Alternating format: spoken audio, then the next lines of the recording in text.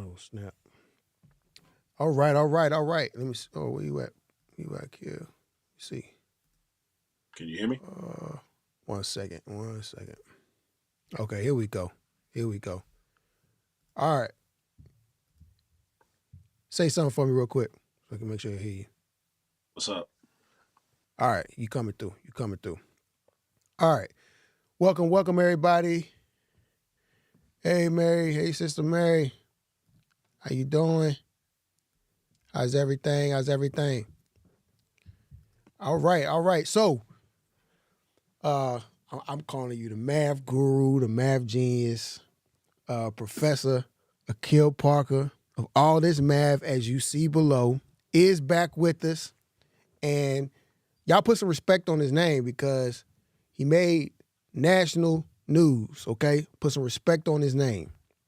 All right, Well, NBC, yeah, huh? it's local Philadelphia news. It's not national yet. We not I national got yet. you.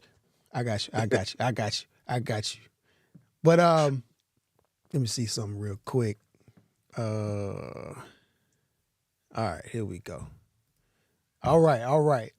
So, hi, first, how you doing, man? How you doing?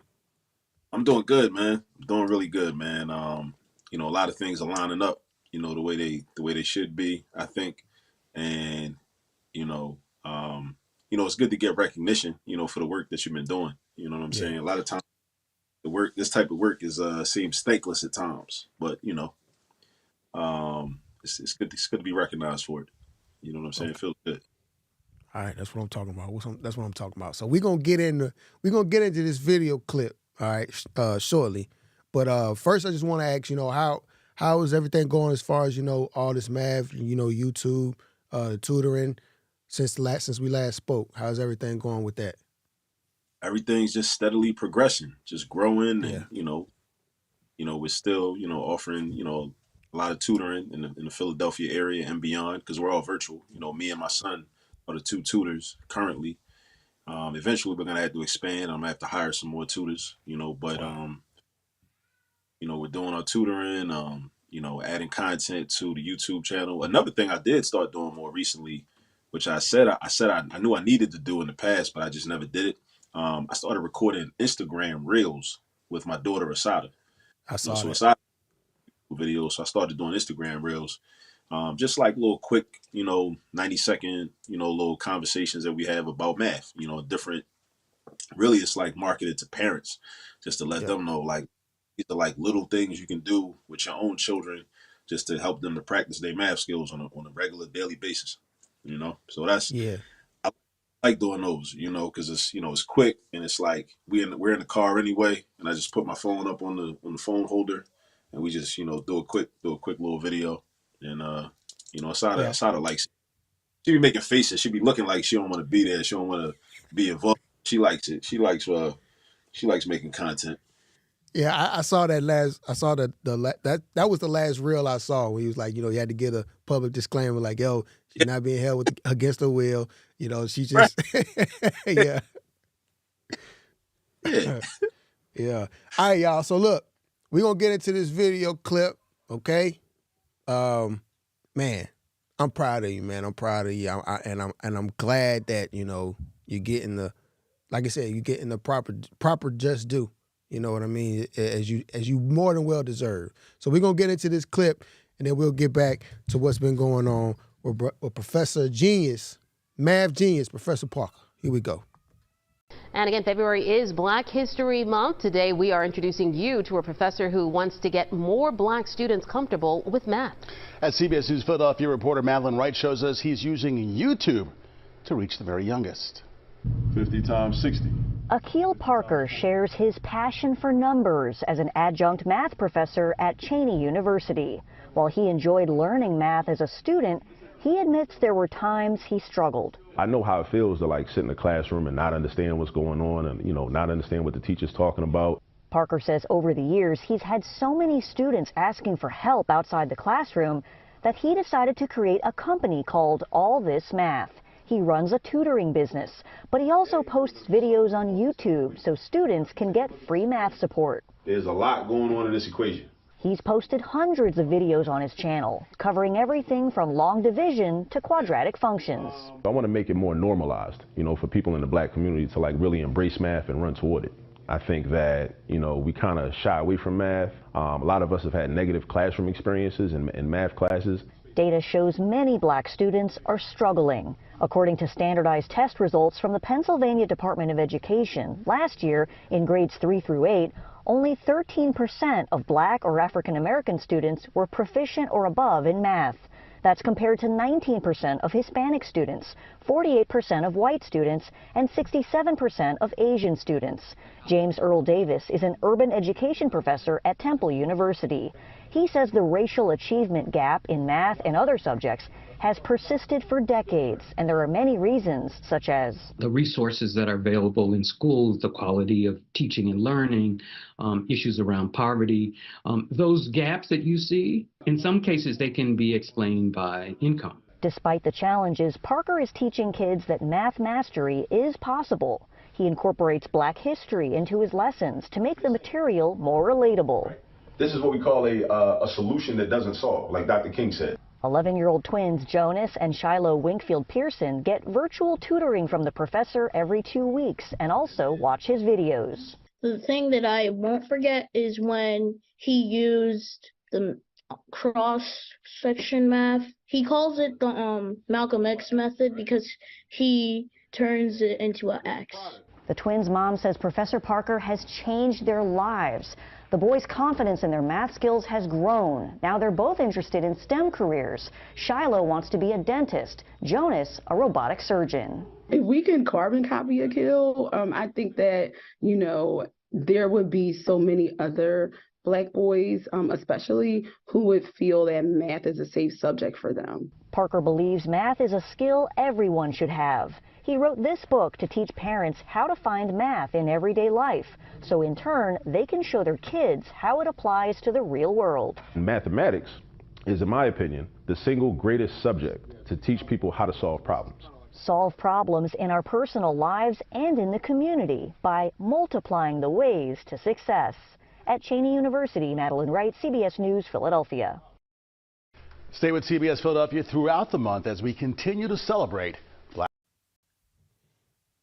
Yeah. That's what I'm talking about, man. Salute. Can you hear me? Yeah, I hear you. Everybody hear me? Okay. So you say you shot this. This was shot in November, correct? Yeah, like the beginning of November. Yeah.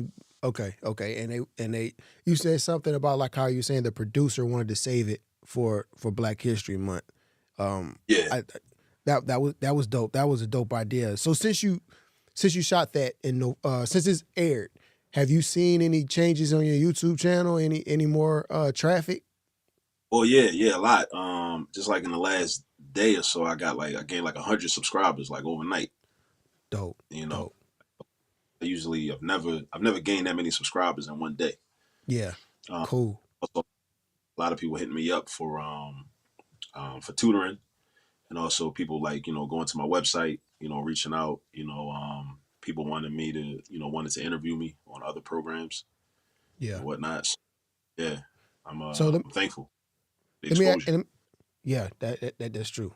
And let me ask you, what percentage wise between children, college students, and parents, what percentages would you say that you tutor? Because I know you say you tutor all ages.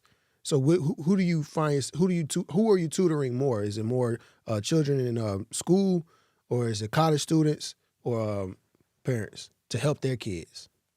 Mostly children. Probably like maybe 80% K through 12 grades, 20% college students.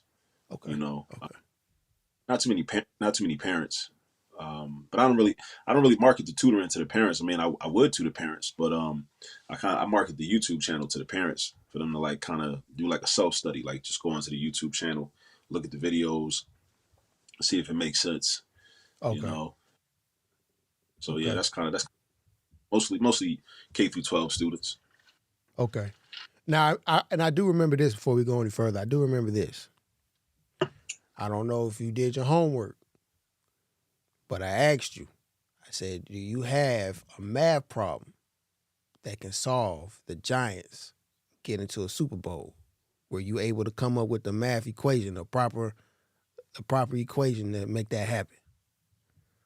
Unfortunately, no. I wasn't. It's probably off the top of my head, it's probably too many variables for that. Too many variables. I got you. So what do you have going on? What anything new that you have going on now? Other than the reels, I know you're saying you're trying to get more engagement through social media on Instagram with the reels, which do work wonders. And try to. I think they say what helps push videos as well is like playing music in the background.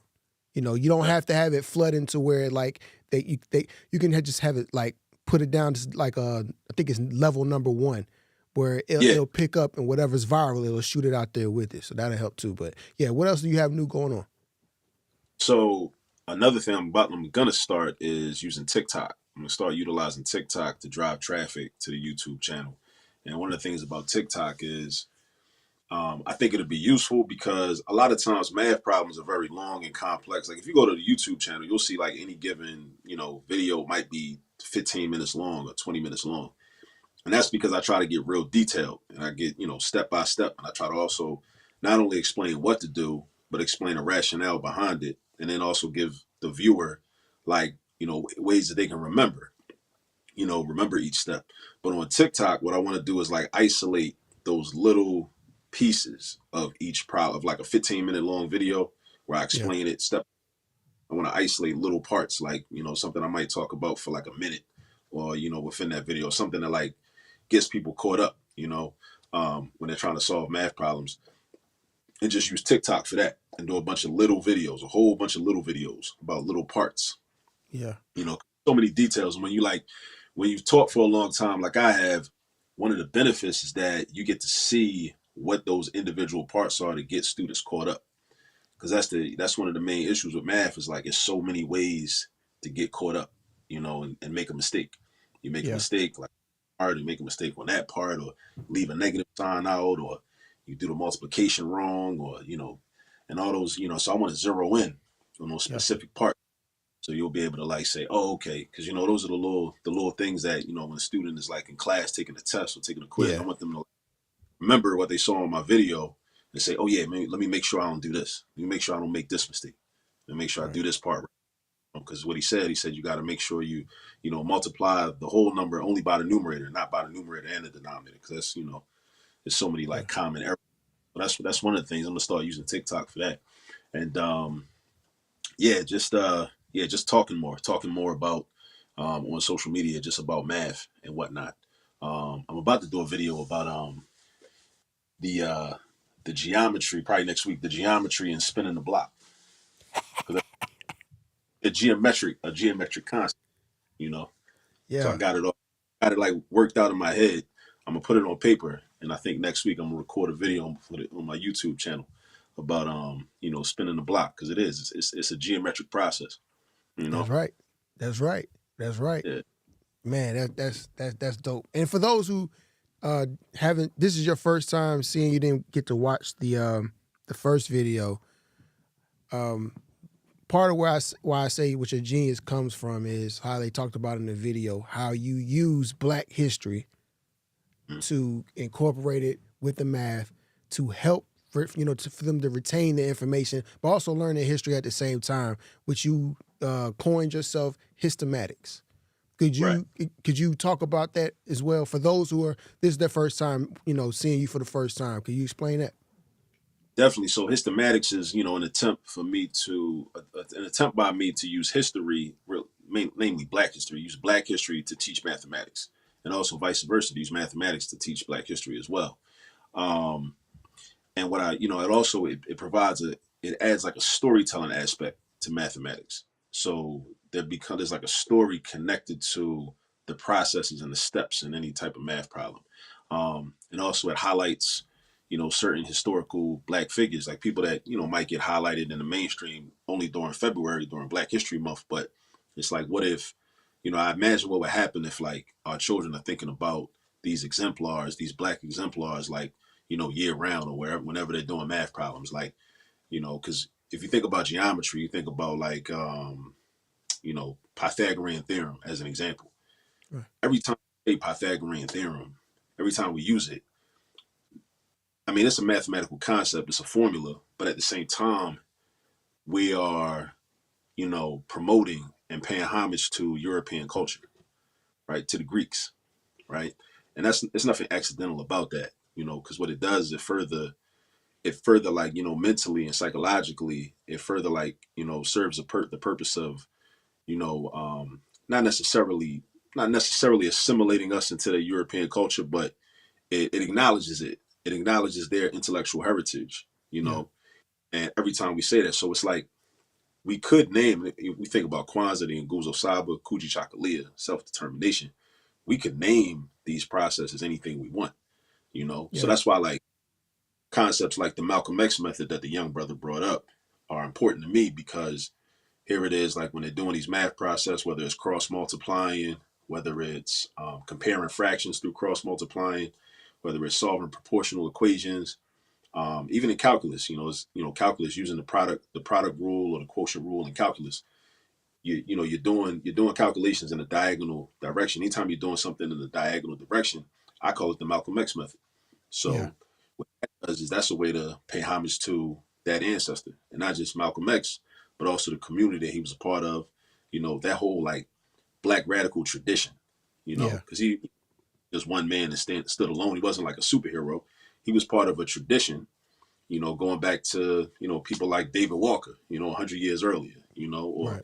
Even Garvey, before him. And, so even in a math class, our young people and adults as well, they can be reminded of that, of our culture and of our history that way, which usually doesn't happen, because usually in math class, it's like, okay, we here talking about numbers, variables, plus signs, minus signs, whatever. We don't talk about Malcolm X or Dr. King or Amilcar Cabral. That's another thing that's crazy too, man. It's crazy. Like they had me on network TV with a Amilcar Cabral t-shirt on, man. I don't think they get it. Like, Yeah. But I'm cool with it. I'm cool. I seen that. I said, whoa. I said they picked that video. But look, I'm sorry. Go ahead. Bro, diehard revolutionary, man. They had to take so much so it had to take him out too. You know what I'm saying? But that's the thing though. Like, so that's part of Histomatics also. Like, to go to the YouTube channel and see a Black man, very well versed and skilled at mathematics, teaching math, a Black man teaching math for one. And then when you look at, like, you can get an idea about, my politics, because I got a Amilcar Cabral t-shirt on. And even if you don't know who Amilcar Cabral was, you might say, well, who's that on his t-shirt? I never heard of him before. So hopefully that's going to motivate you to go, like, do a little research, do your Google or whatever, look up Amilcar Cabral, find out about PAIGC, find out about, Guinea-Bissau, and find out about, this is another country that, the Portuguese, colonized and whatnot. So, and what it does is hopefully it's like, it serves as like a way to educate you to say, okay, well, maybe I shouldn't like, show love to Portugal. I'm a Black man or a Black woman or a Black boy or a Black girl. Like, this is what Portugal was doing, you know what I'm saying? So, but you getting that in a math lesson, whereas a lot of times you just won't get it, because those are two areas that, a lot of our young people are lacking in, mathematical aptitude as well as historical awareness. So I say, okay, well, just like in my classrooms, I'm like, we can talk about both things at the same time. We definitely can. And there's a lot of ways, because when you really, one of the things that math has done for me is helped me to understand, political science better. It's helped me to understand social science better, because a lot of these same concepts, when we talk about like revolution or we talk about, social engineering, even oppression, these are mathematical concepts. The same concepts in a math class, are applied in these other scenarios, in these other situations. Fact. So my whole that through like explaining, like, okay, how do you solve this equation? Like, I don't know if I talked about this the last time I was on here. I might have mentioned it at the Building Power Summit and down in Jack. But the concept of radical equations. When you solve a radical equation, it's two main processes. You first got to isolate the radical expression, and then you got to eliminate the radical. So I remember some years ago thinking about that and thinking like, wow, like, because I mean at the same time, like I was like studying like the Black Panther Party real heavy. I was studying Assata Shakur, people like that, and so I could teach about those people and teach about those movements and whatnot. But I'm teaching math at the same time too, right? So, but I'm seeing the parallels. It's like, oh, this is what governments do. They'll isolate the radicals and then try to eliminate the radicals. That's the process. Right. Like it's a way to say, okay, well, in order to help you remember how to solve this equation, I can also give you a lesson on what the United States government does and has been doing, and how. So then I'm adding the storytelling aspect to the math. So it's not you just like scratch. Like I was telling my students today in this class I teach, don't try to just memorize steps. Always challenge yourself to understand why you're doing the step and why the step makes sense. Because if you understand this, like treat it like a story, it'll be better to memorize. Because if you're just sitting there constantly trying to memorize steps, it's very overwhelming because there's so many steps. Because there's so many different types, so many steps. But if you know why you're doing it, then it's like, okay, it's easier to remember. And I was telling them like, if I attempt to do this, as a parent, I try to give my children like a rationale behind what I'm telling them to do, as opposed to just telling them like, do this, giving them directives. I try to like give them a rationale behind it so it'll make sense. And then they'll say, oh. So I try to let them know like, look, this is going to benefit you. This is for your benefit. I'm not just trying to be me. Yeah. I think that's what hindered me when I was in school with math, because it was so robotic how they taught you. You do this step, you do this step. There was no why. There was no enthusiasm behind it. It was no deeper than just step 1, step 2, step 3. If you ask why, they would say, well, this is just the way you're supposed to do it. And let's move on. But what's so dope about, how you do what you do is that, especially when it comes to our youth, you're building their self-confidence 2 ways at the same time. They're learning something new that they can apply in school, that they can poke their chest out about because they have it. They have that self-confidence. I know this. I can learn this. I can learn more. And at the same time, you're teaching them their history for them to have self-pride in. So you're teaching them, you're hitting 2 birds with 1 stone. And that's what's so dope about it, And I employ all parents, even if your child is not struggling in school, there's nothing wrong with getting ahead of the curve. There's nothing wrong with learning your history because you're going to get both. So if they're not necessarily, struggling in math, you still have a reason. Hey, you don't have to, you don't have to like just have that mindset of being the best at the level that they want them to be at. Be ahead of the curve. There's nothing wrong with learning college math. If you can handle it, there's nothing wrong with working your way up there while you're in high school before ahead of time instead of waiting to get to college, because you might want to have a good dose of it before you get to college, and then guess what? It's nothing for you, Right. So. Yeah.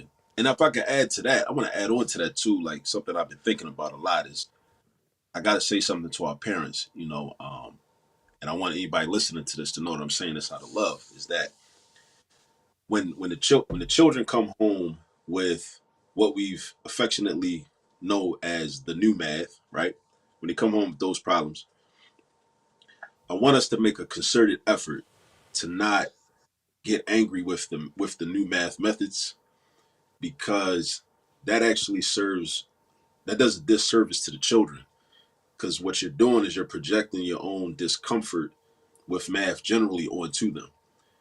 Because these different methods, even if they're different from the way, I might have been taught 30, 35 years ago when I was in elementary school, or even middle school, what the new methods do is it helps to develop fluency. numerical fluency, mathematical fluency in general. Yeah. And even if the methods seem a lot more difficult than, the way we might have learned them years ago. And in Yeah. some cases they are more difficult, but that's done purposefully so that they can gain a different level of understanding of numbers and the relationships between numbers. There was this problem floating around on social media. A couple people said it to me. A child came home with a homework assignment where they had to do 12 minus 3, but they had to use number bonds, basically. So instead of just, counting backwards, which is one method of doing subtraction, or just memorizing 12 minus 3, eventually we are going to memorize, the subtraction facts and just know 12 minus 3 is 9. But there's a method where you basically, it's called the make a 10 method, right? The whole goal is to get to the number 10. And then once you get to the number 10, then you subtract the leftover number. So instead of doing just 12 minus 3, what you do is you take the 3 and you break it down into 2 plus 1. Now, why you do that is because, again, you're trying to get to 10. The whole goal is to get to 10. Why do we want to get to 10? Because the number system that we use is called a base 10 system. Everything's based on 10. That's why, we do tens, hundreds, thousands, 10,000s, Right. whatever. If you think about the money, the current, the denominations of money we use, Right. So the whole goal is to get to 10. So it's like, okay, well, how can I get to 10 by doing subtraction? I can subtract 2 from 12. That'll get me to 10, right?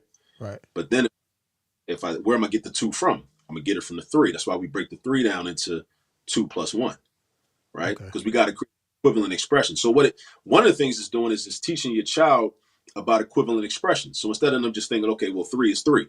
Well, 3 is also 2 plus 1. 3 is also 1 plus 2. 3 is also 0 plus 3. 3 is also 3 plus 0. It's developing fluency, right? Okay. Developing, you're starting to learn numbers forwards and backwards, and you know it like a whole bunch of different ways, right? Right. So with that problem though, once you get to 10, then you're like, okay, I already took 2 away and I got the 10. Now what's left? That 1 is left. So now I know I need to subtract 1 from the 10.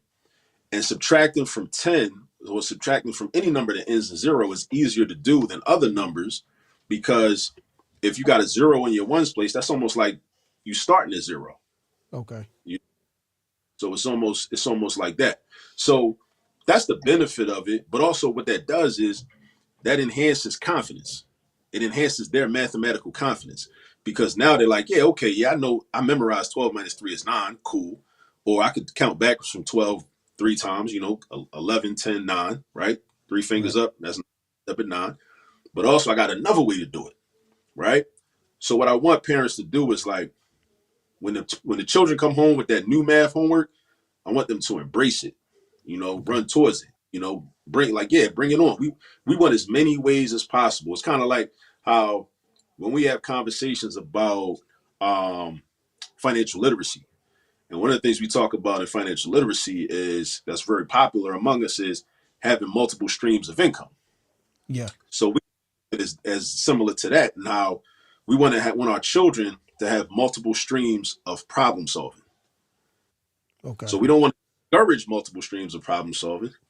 We want to encourage them having multiple streams of problem solving. And I know, That parents makes say, sense. I don't get it. It don't make no sense. Well, again, that's because nobody taught it to you. So it seems crazy, right? And I get it. Like, but that's with anything though. Anything that, we haven't been taught, we tend to think is unnecessary, stupid, it's useless.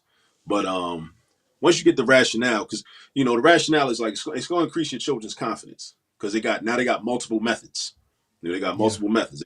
They can do a whole lot. You know what I mean? It's like, I don't know, like somebody playing basketball. If you can dribble with your left hand and your right hand, you're ambidextrous. You got more confidence when you're on the court, right?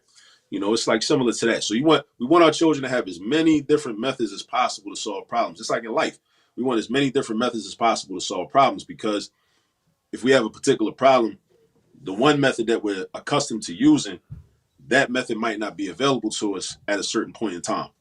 So we don't want to just give up and just fold, throw in the towel, like, okay, well, I can't do nothing because the way I know how to solve this problem is not available to me right now. We say, okay, but let me go back to my arsenal. Let me find another method to solve this problem. Let me see what I could do. You know what I'm saying? And that's like, this is how math can be used to develop life skills. These are transferable skills. Like problem solving is problem solving. It's not just about, the problem in the textbook that you look at, that you see, or that the teacher writes on the board.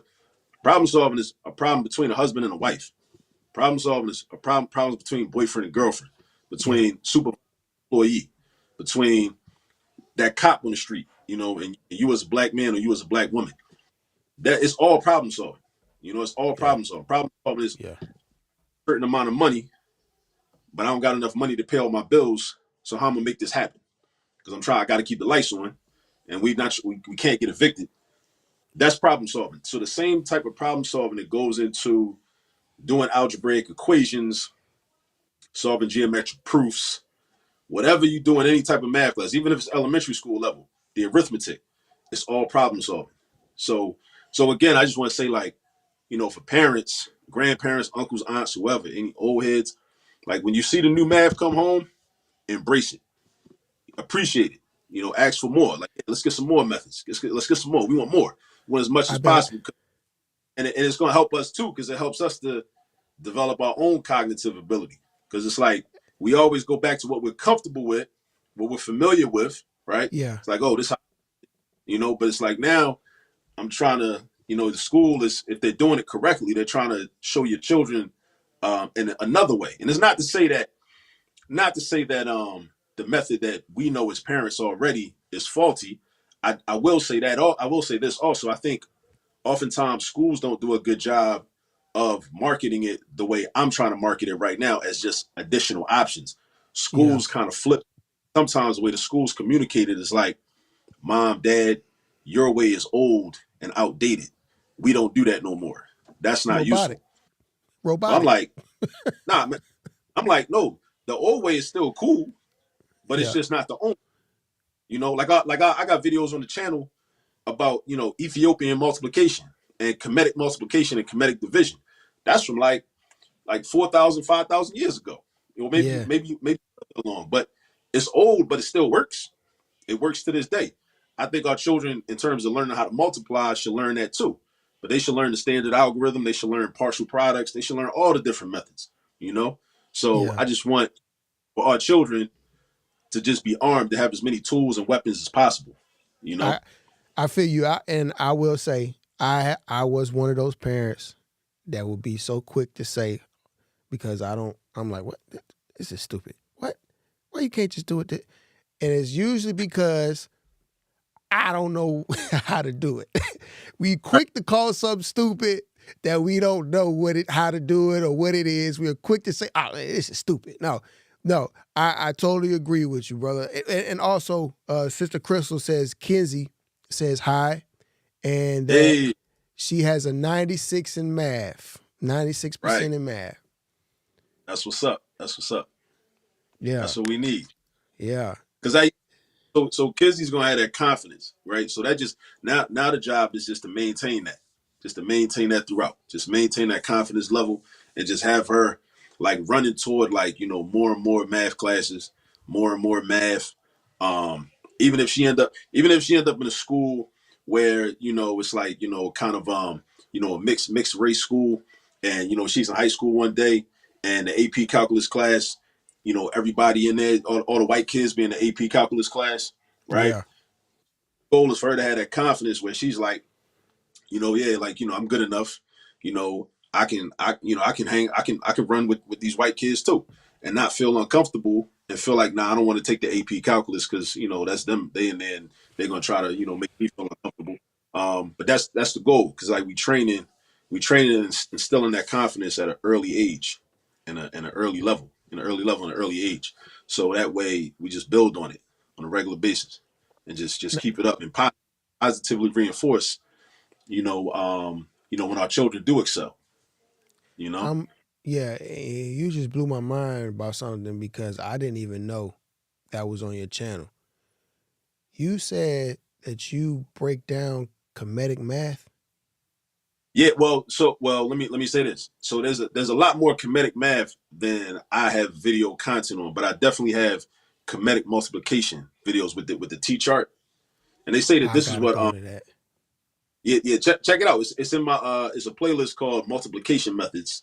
I got Kemetic multiplication and Ethiopian multiplication too. It'll blow your mind. And so that right there, that's systematics too, because what it is like I said, we talked about Pythagoras, right? Every time you say Pythagoras, every time I say Pythagorean theorem, that reinforces to me that it's like speaking to an ancestor. But Pythagoras ain't my ancestor though. I'm not a white man. Yeah. Not my ancestor. I don't want to talk to him. Yeah. So I want to African ancestors, right? So when I'm doing Ethiopian multiplication or the Kemetic multiplication or the Kemetic division, like it just feels good, you know. What's the name of the title? What's the title again? Kemetic multiplication, Kemetic division.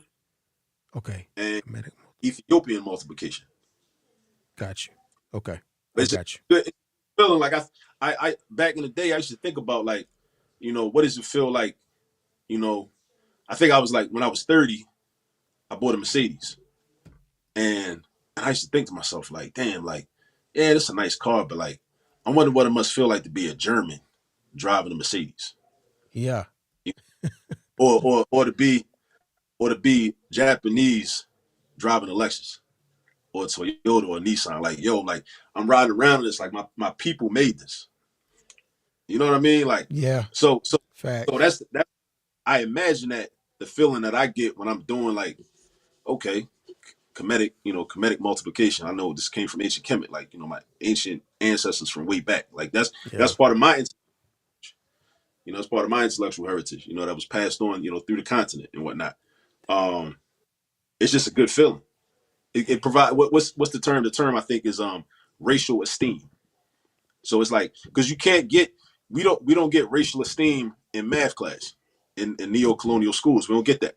We don't get the racial esteem. I mean, they might tell you, even if they tell you like, okay, you know, out of all, in the textbook, when they do like the features of the like mathematicians, white, except for maybe they might have Benjamin Banneker in it. Banneker might be in there. You know, Banneker might be, and he might be the only black man in the textbook that they feature.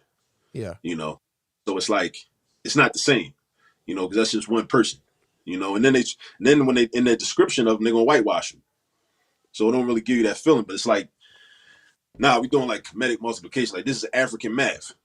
And it's a lot more than that too. I got a book on, what's the title of the book? Can't remember the title of the book. But it's called something like Mathematics of the Pharaohs.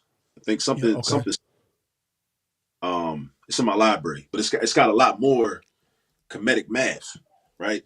The multiplication method, multiplication and the division is just one concept. Those are just, two concepts. You know? Okay. Man, that's dope. You blew my mind with that one, man. I definitely got to check that out. I gotta go check that out. Anybody in the chat, you have any questions? We got the Math Guru here, live in the flesh. Okay, I guarantee you can't stump him. I guarantee. I put 50 on it. I put $50 on it. You send me your Cash App if you can stump him with the question. I've done it, but I'm just saying nobody else can do it. Okay. And again, man, appreciate everybody for tuning in. Please share this video, especially for our black youth. The numbers don't lie. Okay, in that video, 13% efficiency. That's we can't be dead last in the math that our ancestors created, because we are the creations of math, and we can't afford to be last in any way. What else? What else I want to talk to you about, though? But you know, but let me say this too. Like since you mentioned that, we also got to be realistic and understand that, like Amos Wilson often said, you know, there's a political necessity for us to be last and us to be performing at such a low level in mathematics. So, you know, so we have to understand what we're up against. You know, we got to understand what we're up against and understand the gravity of the situation. Yeah. You know, because in order, you know, the society to maintain itself as it is, you know, we can't, because it's not so much about the math, because a lot of times people get caught up in, you know, wanting black children to excel in math so that they can excel, grade wise, and then go to college and get degrees and go into STEM fields where they just are more equipped to get higher paying jobs working for white men. Got you. Right? There's nothing necessarily wrong with that, but I just think that our aim should be higher. Right? And it's really not just about getting a job, because that solves a problem. Getting a job solves a problem of being able to provide for yourself economically, for yourself and for your family. But at the same time, it's really about the problem solving ability. Having the problem, knowing how to think mathematically, knowing how to first, and even identify problems. A lot of us, a problem might be right there in front of us, but if you don't have that analytical ability, like Malcolm talked about, if you don't have that analytical ability to read between the lines and to see what's right in front of you, it's like you won't even be able to identify the problems. You don't know it's a problem. Like, you ever been somewhere in a space where you like sitting around a bunch of people and everybody just cool, just chilling, and you're a little uncomfortable because you're like, y'all don't see what's going on right here. Y'all don't see, or you didn't hear what he just said. Like, y'all calm right now. Like, because you need to identify the problem. Whereas everybody around you either can't identify the problem, or they can identify it, but they just feel like their arms are too strong to box with that person that did that thing. So they just want to chill and act like it didn't happen. Right? Gotcha. So, but a lot of times it's like people really don't understand how to identify a problem. So that's also a mathematical process, like being able to identify a problem and then having a methodical means of solving the problem. Knowing how to go about that whole process and whatnot of how to address the problem and how to solve it, so that the problem is eliminated. Because we understand why it's a political necessity, because it's a political economic necessity, because these problems are very lucrative for those that benefit from the problem. Because we think about the Latin phrase cui bono. Cui bono means who benefits. So every problem I have, every problem you have, every problem our community has, somebody's benefiting from that problem.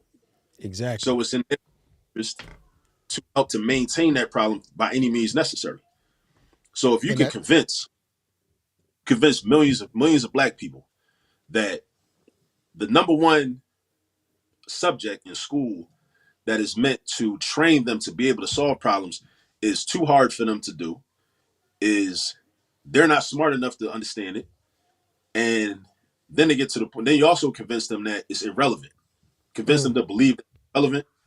What you've done is you've made yourself safe, from that problem being solved, from those problems being solved. And then the billions of dollars that you generate every year, due to that problem's existence, that can be maintained much more easily. But once millions of Black people, once hundreds of thousands of Black people even wake up and start being able to identify problems and then have a process and understanding of how to solve problems, now it's like, okay, we're going to do something about it. So now, that just throws everything off. We become somebody else's problem. Yeah, because once you solve the problem, you've created a problem for the person that used to have a benefit.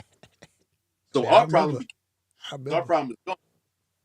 Now you created a problem for them. Yeah. So now they got to do that. That's right. That's right, y'all. That's right, man. Your Gmail, allthismath@gmail.com. Yeah. Okay, let me post this real quick. Get this up. Yeah, and the website, allthismath.com. All the socials and the YouTube is All This Math. Got you. allthismath@gmail.com. All This Math on all socials. Okay. You said allthismath.com, your website? Yeah, that's the website, allthismath.com. Y'all, please check it out. Please support. Okay. Share this. Man, I gotta tell you, man, like you did this past time. Just hit me up. We right back. You know what I'm saying? Yeah. This is unlimited here, man. I will make time. I will make time because, like I said, this is very, very important for our community. And I stand corrected because you are right about that. That it's not about just learning the math. It's about solving problems. In the classroom or in life. It's like a benefit. It's almost like athletes when they're doing like, conditioning, Right. strength conditioning. Not like it's not like, the football player at any given moment, when third down and 12, they're gonna hike the ball and you're gonna be sitting there doing jumping jacks, Yeah. doing push-ups on the field. It's not gonna happen. But the benefit that you gain from doing the jumping jacks, doing the different calisthenics, doing the push-ups, that's all gonna be very useful in the actual activities in the game when it's game time. Yeah. So Yeah. this is how math is. But a lot of us, we get confused about the surface level. We just see the variables, we see the X's and the Y's, and then somebody makes you feel like it's hard. And then even the teachers kind of do it too. Like, so there's something else that I've been thinking a lot about as well in terms of like how people deliver instruction. Like, it is possible that you can be very well versed in a subject. And this is not, I mean, this expands beyond math. Like, this could be in any topic. If you were Okay. very well subject and you're trying to show somebody else how to do that thing, if you don't instruct them in a way that makes them feel that they will be able to eventually do that thing as well as you or better, then it can be discouraging. So in fact, your ability level and skill level and mastery of that content area actually becomes a liability, Okay. because it's Okay. a math classroom, right? You got this guy knows a whole lot of math, always excelled in math his whole life, or whatever, and classroom full of students that don't really have a strong math background. They feel some type of way about math. They're uncomfortable with math. So Yeah. he just, bored, doing all the problems, doing them real fast, and just kind of showing off and kind of like, Yeah. yeah, Yeah. don't, you know what I mean? Like, as a student, you sitting there at your desk, it's like, man, like, so you're thinking in your head, like, in order to excel in math, I got to know it like him. I don't think I'm ever going to know it like him. So then you just check out. You just say, well, Right. what's the point? It ain't no Right. point, right? That was me. So in terms of instruction, you got to have that ability to like be like a good coach, because the good coach is like your coach might have been, all pro or whatever, might be a Hall of Famer, but the coach has to make you feel that you could one day potentially be as good as they were. Right. Math Right. teacher got to do that. Math teacher, like, I try my best to do that. Like, let students know in the tutoring sessions and when I'm teaching, like, listen, like, y'all can do this. This ain't hard. Yeah. I'll show you how to do it. You got to practice what I show you, right? But you're intelligent enough to get this, but you got to practice. But then, and there's other little things that, you have to say to people to enable them to feel that confidence, to feel that confidence. And you got to give them opportunities to get right answers, Got you. and that's what Got you. you got to break into smaller doses, smaller pieces. Like, that's why I said with the TikTok videos, I'm gonna give people like the small pieces of the problems, not the whole problem, just a Yeah. small piece. It's a bunch of small pieces, sometimes. And do I have your permission to share on my channel? Oh, definitely. Definitely. Okay, I will be reposting from because they keep trying to ban me on TikTok, so I'll just go in there and I'll look for clips to repost. So I'm a follow you on TikTok, and I'm gonna Okay. repost on my Instagram and Facebook, and just to keep tagging and keep sharing it, to get that out there so you can get that traffic. Because that's Yeah. let me tell you something, man. They say it's easier to as far as getting traction through TikTok than it is YouTube. But like I said, I learned that through TikTok, and all I would do is I would just try to use TikTok to funnel its way over to YouTube. But I mean, like you were saying, all different multiple streams of revenue, multiple Yeah. streams of your teaching. You know what I mean? And what you tutoring and everything that all the information and the knowledge that you have. So yeah, I encourage you, man, especially on TikTok, that you can go viral just like that, man, and parents get to talking and parents get to sending their kids, so. Oh man, good Lord! I got to go check out the video, man. The comedic multiplication, man. I'm checking that out man. tonight. Check it out. You're gonna like it. I think you'll like it, because it Okay. makes sense. Different way to multiply. It's like, wow, and it works every time. Yeah, It works. yeah, It works. You know. yeah. But That's yeah, what I'm definitely. talking about. Hey, everybody, appreciate you guys, man. Appreciate you guys for tuning in. Please share this video again, once again. You know I'm not big on hitting the subs and the like button. All I want you to do is just share it. I want people to see these types of videos, okay? I understand Monique got, social media and everything on lock right now, but this is what, we need to be focused on. These types of things right here, okay? This is what, like you said, math is a part of political science. What are we dealing with? What are we paying attention to as well right now? Are we going to vote for Sleepy Joe, or are you going to vote for the orange, agent? So I say focus on, your local government. But again, like I said, it's all relative. It's all relative, man. Man, thank you for, coming back, man. And like I said, man, you are welcome whenever. Just let me know, and I'll make the time. I do want to. I do want to do. Go ahead. Let me plug the book too. How to use all this. Yeah, how to use all this math, volume 1. Check it out. It's available on Amazon, $34.95. It's a resource for mainly for parents, but it really is for anybody. But what I'm doing is I'm showing you how everyday activities can be utilized as the basis for math lessons, for arithmetic lessons, for algebra lessons, for geometry lessons. Pretty soon, by the springtime, how to use all this math volume 2 should be out. So volume 2 should be out. So be on the lookout for that. And I'll probably do some package deals with volume 1 and volume 2.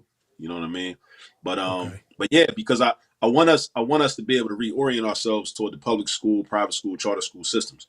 I don't want us to have to feel that we have to outsource our children's math education to a school system that we don't control. I don't want us to feel that way. But we need resources to be able to do that, because I want for our children to basically learn, have their primary mathematics education be provided in the house and in the community. But the community needs resources for that. So yeah, that's it right there. Yep. So I just placed my order.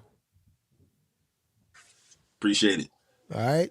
Place my order, everybody. Go Amazon.com. How to use all this math, volume 1. Check it out. So, but the community has to have resources so that they can, show these things to the children. And also what it does is it helps your child. It helps to protect your child. You protect your child from math anxiety. Because one of the reasons that math anxiety sets in is because when they go into the math class, they're unprepared. They just get hit over the head. Because we don't have a lot of, math conversations in the house, and just on the regular. We use the English language. We practice the English language. So the English ELA class is not as difficult for our children, as math will be, because math is like we go in there, children go in there cold, So I don't want our children to go in there cold. So that's why I provide the book, because I'm providing the book, give you like a step-by-step guide into how to prepare your children for math class.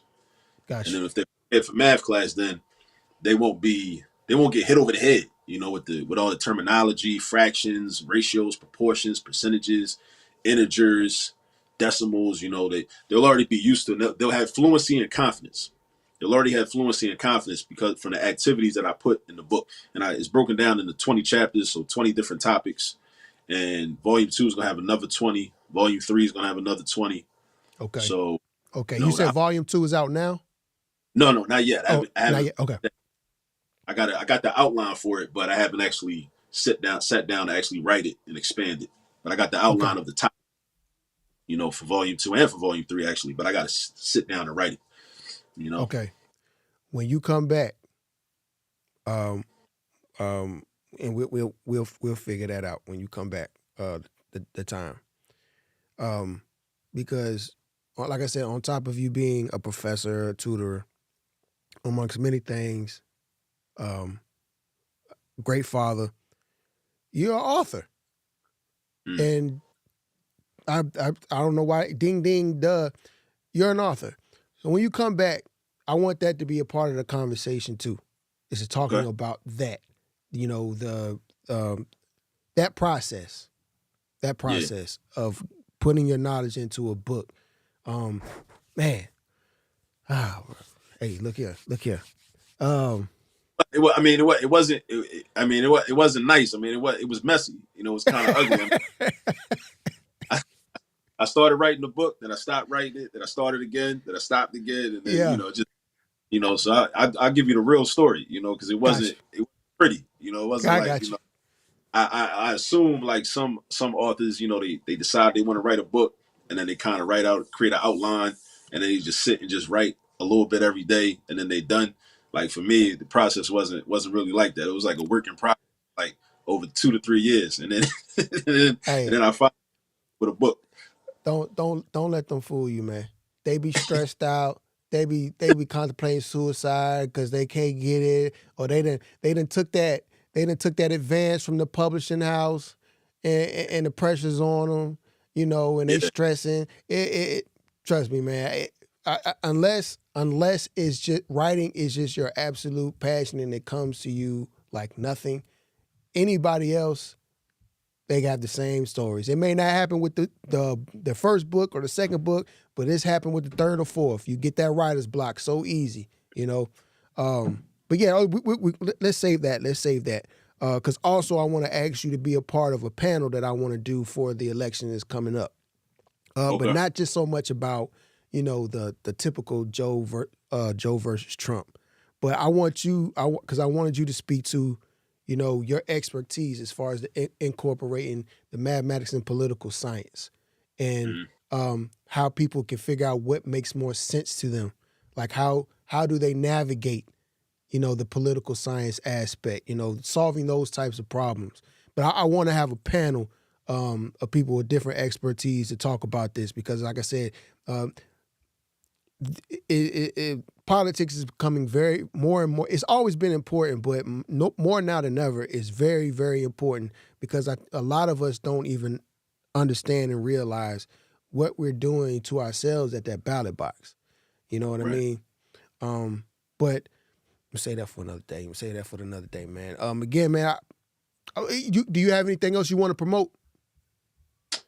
Let me see. Well, we talked about the YouTube channel, right? All This Math, TikTok, the book, How to All This Math, Volume 1. Yeah, follow me on TikTok. Follow me on Instagram. You have Facebook? Yeah, Facebook, All This Math, and also, I put a lot of stuff on my personal account, Akil Parker, on Facebook. So, yeah. Okay. But yeah, I mean, nothing. Yeah, I guess nothing else really to promote like right now at this time. Okay. Yeah, not right. But yeah, just follow the work we're doing and just learn some math and tell everybody about it. And if your children, basically it's like this. Like I'm trying to be very solution oriented. There's a lot of conversation in our community about math deficiencies among our children and what our children aren't in school and what they can't do in school and what the schools aren't doing. And I think all of that is valid. However, my contribution is just to say that, if your children aren't learning math in school, they can learn it from me. They can they can learn it from me. It's just really that simple. And I'm trying to make it that simple. Think of All This Math as a school for math instruction. And because of the Histomatics framework, you're gonna get a lot of Black history in there too. It's gonna be mixed in. Math, you're gonna get your Black, so think of it as an online school of pre-recorded videos, that are that you have access to at all times, as long as you have internet access. Last question before we go. Where can I get a shirt? Shirt. That's an excellent question. So I'm in the process of, putting together some merchandising. I'm waiting on a delivery of some samples of the just the different types of like raw sweatshirts and hoodies and whatnot. So once that comes in, then the brother that has a screen print company in Philly where I'm at, I'm gonna put an order through, and then I think I'm gonna put the merchandise it'll either be on my YouTube channel or it'll be on my website or it'll be in both places. I got to talk to him about that. He knows more about that. He's through the process, but yeah, this is actually old. This is the old run from like maybe 3-4 years ago. Man, it's fresh. It's fresh. It looked brand new to me. It's fresh. It's fresh. Appreciate it. Yeah. Yeah. Yeah, that Philly red. I love it. I love it. That's the thing, man. That's one of the things we got going on in 2024 merch. We got to have some merch because it's a movement, and we want to really make math look cool. Gotta Right. make math. We got to have some hoodies and some sweatshirts and t-shirts and shorts and different types of swag and whatnot. For the Yeah. people to have. Let me know, man, so I can get my bulk order, man, and so I can go to a few schools, hand them out. You know what would be real dope? And again, uh, I'm supporting you. I'm not don't cut me no deal. I ain't looking for no deal. I want to do a bulk order, especially for Elmer Geronimo Pratt's next back to school drive. And I want to Okay. be able to put shirts in the book bags along with all the other school supplies they have with your card in there for parents and show, hey, look, hey, if you think your child is, going to have any issues with math, or if they had issues in the math in the past, or if they want to get ahead, check this brother out right here. Like I want to be able to fully promote you, man, especially on our next back to school drive. I think that'd be super dope. I appreciate that. I'm here for it, man. I'm Okay. definitely here for All right, all of that. man. All right, man. So till next time, man, we'll holler at y'all, man. Appreciate you guys for tuning in. All right. Peace. Peace.